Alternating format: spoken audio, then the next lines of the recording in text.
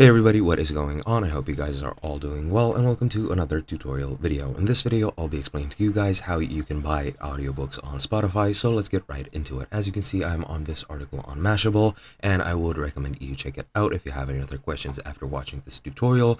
But without further ado, let me just proceed with the steps on how to buy audiobooks.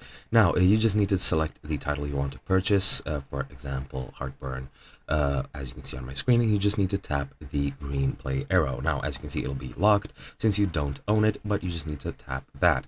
Now, if you want to listen, what you need to do is just tap get email, and once you tap that, you just need to go to your email address, go into your email inbox, and you'll receive a link to purchase this. Once you're there, you just need to select buy audiobook and select buy, and then once you do that, all you need to do is enter your payment information and make sure all the credentials are right.